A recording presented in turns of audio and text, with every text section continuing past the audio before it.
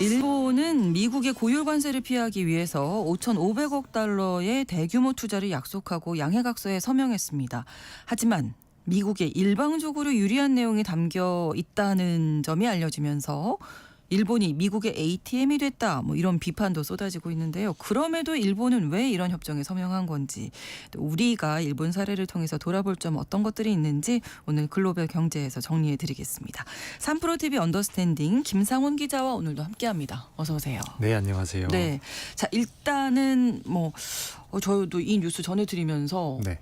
그 외신캐스터와 함께 왜 했을까? 왜 사인을 했을까? 이런 얘기도 좀 맞습니다. 했었는데 네. 내용부터 좀 살펴볼까요? 네. 미일 투자 협정. 일단 협상 타결 당시 내용을 조금 복기를 해보면 네. 당초 일본이 가장 먼저 미국과 무역 협상을 타결했을 때 전 세계가 놀랐던 게 5,500억 달러, 우리 돈으로 780조 원 규모의 대미 투자 기금을 만든다라는 내용 때문이었잖아요. 네. 규모도 규모였지만 조건 때문에 더 놀랐던 건데 당시에 트럼프 대통령이 돈은 일본이 내지만 투자는 미국 트럼프 대통령이 정하고 심지어 투자로 벌어들이는 돈의 90%는 미국이 가져간다라는 것 때문이었습니다. 네. 협상에 임했던 당시 이시바 내각의 설명은 이랬었는데요. 5,500억 달러의 생돈. 쉽게 말씀을 드리자면 네. 생돈을 미국에 투자하는 건 그냥 아니다. 가는 건 아니다. 우리도 얻는 것이 있다. 이렇게 대부분이 설명했겠죠? 일본 민간 기업이 진행하는 미국 사업에 대출을 해주거나 보증 형태로 가는 것이고 네. 그 돈은 어차피 돌려받는 돈이니까 크게 문제될 것은 아니다라는 설명이었는데 네. 그래서 생돈 투자의 출자는 네. 고작 1에서 3% 정도밖에 안 된다라고 그때 설명을 했었거든요. 네. 하지만 이달 초에 공개된 미일 투자 양해각서 내용은 달랐습니다. 당장 일본 내부에서도 이게 불평등 협정이다라는 비난이 빗발쳤고요. 그럼에도 협상을 이끌었던 나카자와 료세이 재정재생상은 어렵네요. 말이 좀 경제, 어렵죠. 재정, 재생상. 네, 경제 재생상이라고 조금 줄여서 얘기를 네, 하는데 네. 여튼 양국에 모두 이익이 된다라고 그렇게 우기고 있는 상황입니다. 예. 불평등 협정이라는 얘기가 나오는 근거는요? 네, 일단 협정문을 자세히 뜯어보면 일본에 매우 불리해 보이는 속된 말로 독소 조항이다라고까지 말할 수 있는 것들이 곳곳에 있는데요. 네. 하나하나 조금 짚어보면 일단 첫 번째가 투자 기금의 의사결정 구조가 매우 일방적입니다. 일단 미국 상무장관이 의장을 맡는 투자위원회가 투자처를 검토해서 좀 추려가지고 미국 대통령에 추천을 하면 네. 이걸 바탕으로 트럼프 대통령이 최종 의사결정을 하는 그런 구조이거든요. 네. 근데 이 투자위원회에 일본 측 인사가 들어갈 수가 없습니다. 오. 네, 물론 투자위원회가 트럼프 대통령에게 투자처를 추천하기 이전에 네. 양국 대표로 구성된 협의위원회라고 하는 곳과 협의를 해야 한다라는 조항이 있긴 합니다만 네. 이 협의회의 역할은 단순히 의견을 제공하는 역할에 그치고요. 이견이 있을 때 미국이 일방적으로 결정할 수 없도록 하는 안정장치가 아예 없습니다. 그래서 일방적인 구조로 2029년 1월 19일까지 5,500억 달러의 규모의 투자가 집행될 예정이고 네. 연간으로 치면 한 1,370억 달러 정도가 됩니다. 예. 일본이 돈을 다 내는 거 맞는 거죠? 네, 맞습니다. 자금 조달도 당초 일본 내각의 설명과는 조금 많이 다른데요. 예. 이게 두 번째 독소 조항쯤 된다고 할 수 있습니다. 우선 5,500억 달러 규모의 투자를 집행하기 위해서 네. 미국 투자 촉진 기관이라고 하는 기구를 만듭니다. 트럼프 대통령이 투자처를 선정했다라고 일본에 통보를 하면 네. 일본은 45 영업일 이내에 이 미국 투자 촉진 기관이 지정한 계좌에 미국 달러화를 즉시 입금해야 됩니다. 영어로는 펀드, 네. 일본어로는 거출이라고 하는 단어로 쓰여 있더라고요. 그래서 돈을 꿔주는 대출이나 꿔준 돈이 사고가 났을 때 내가 네. 대신 갚아주겠다라고 하는 게 보증인데 예. 이런 것이 아니라 명확하게 내 돈을 투자금으로 밀어넣는 출자 형태다라고 명확히 쓰여 있다는 얘기입니다. 네. 미국이 정하는 대로 투자를 안 할 수도 있는 건가요? 일단 통상의 투자기금에선 특정 출자자가 반대를 하면 네. 투자 집행을 할 수 없는 게 일반적인 상식입니다. 네. 하지만 일본이 조성하는 대미 투자기금은 조금 다른데요. 상식처럼 일본은 독자적인 재량에 따라서 투자에 필요한 한 자금을 제공하지 그쵸. 않을 그런 맞습니다. 제공하지 않는 것을 선택권이 선택할 수 그러니까 있다. 일본도 선택권이 좀 있냐 없냐의 문제인데. 맞습니다. 선택권이 있다라고 적혀 있기는 합니다만 네. 그 결정을 하려면 미국과 협의를 해야 합니다. 여기까지는 사실 상식적으로 큰 문제가 없잖아요. 그렇죠. 네. 그런데 그 밑에 어떤 조항이 있냐면 일본이 자금을 제공하지 않기로 선택한 경우 네. 미국 대통령이 정하는 비율로 일본 수입품에 관세를 부과할 수 있다라고 적혀 있거든요. 이게 세 번째 독소조항쯤 되는 건데 예. 쉽게 말씀을 드리자면 이런 거예요. 내가 말한 데 돈을 안 내도 돼. 네 돈이고 너도 선택권이 있으니까. 그렇죠. 근데 네. 너 돈 안 내면 관세를. 25%에서 15%로 깎아줬던 상호관세는 다시 완상복귀 시킨다. 알아서 잘 판단하도록 해. 뭐 이런 얘기인 겁니다. 어떤 판단을 해야 될지 너무 명확하게 보이는데. 그렇죠. 그러면 돌려받는 돈이 90% 이게 미국이 가져가는 거예요? 뭐 벌어들인 돈의 90%를. 양해각서는 그렇게까지는 아니긴 합니다만 네. 여하튼 투자 수익금 배분도 일본에 불리해 보이기는 마찬가지입니다. 트럼프 대통령이 투자처를 결정하면 미국 투자 촉진기관은 해당 투자와 관련된 특수목적법인을 설립합니다. 네. 투자한 돈으로 사업을 해서 돈을 버는 회계적인 주체가 바로 이 특수목적법인인데요. 예. 여기에서 나오는 잉여 현금 흐름, 그러니까 벌어들이는 돈은 사업을 위해서 빌린 돈의 원리금을 상환할 때까지는 50대 50으로 나누지만 원리금 상환이 끝나게 되면 미국이 90%를 가져갑니다. 보통 사업 자금은 장기로 조달하니까 상당 기간은 50대 50으로 나누긴 하겠습니다만 네. 여하튼 돈은 일본이 다 되는데 된 건데 50%를 가져가는 미국이 것도 모자라서 부채를 다 떨어내고 난 뒤에 발생하는 현금 흐름은 대부분이 미국이 가져간다는 얘기인 거예요. 만약에 비슷한 내용으로 한미 투자 양해각서가 타결이 됐다. 그러면 어떨까요? 우리나라에서는 당연히 난리가 났을 거라고 네. 생각이 드는데 사실 그래서 이재명 대통령이 불리한 협정을 맺었다간 타겟당했을 것이다라고 얘기했던 것도 바로 이런 것 때문이기도 합니다. 네. 그러면 일본이 뭔가를 좀 챙겨가는 건 있었을까요?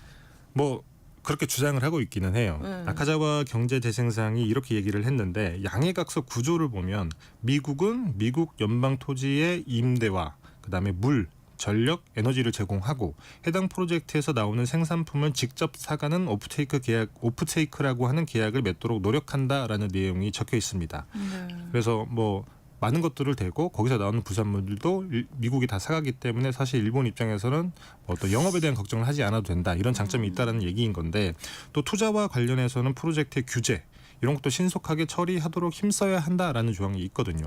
물론 이게 의무사항은 아닙니다. 그러니까 노력한다, 힘써야 한다 이렇게 돼 맞습니다. 있잖아요 그렇죠. 지금. 그래서 뭐 여하튼 아카자와 경제재생상 같은 경우에는 이런 조항들 때문에 수익금의 90대 1, 90대 10의 배분도 있을 수 있다라고 보고 합의를 했다라고 얘기를 합니다. 또 하나 그나마 일본이 조금 나름 챙겼다라고 보는 게 10조에 있는데요. 해당 투자 프로젝트의 상품이나 서비스를 공급하는 벤더, 그러니까 공급업체 같은 거잖아요. 네. 이 업체를 선택할 때는 일본 기업을 우선한다라는 내용이 들어가 있습니다. 그래서 어쨌든 이 두 개가 있기는 한데 이 두 개와 앞에 독소 조항들을 조금 저울질해 보면 네. 사실 누가 봐도 일본이 과하게 불리한 협정을 맺은 거 아니냐, 그러니까요. 조금 명확히 보이는 건 아니냐 이렇게 볼 수가 있는데 네. 그래서 일본이 미국의 ATM, 그러니까 자동 현금 인출기잖아요. 네. 이렇게 됐다라는 비아냥이 나오고 있는 겁니다. 네, 이건 내부 여론 가만히 있지 않을 것 같은데요.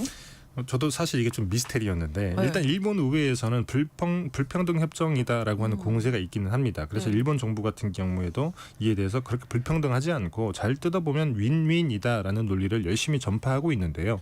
근데 의외로 여론이 굉장히 조용합니다. 아, 그래요? 그래서 제가 이게 너무 궁금해서 오. 일본 와세다 대학에 계시는 박상준 교수님께 한번 여쭤봤어요. 네.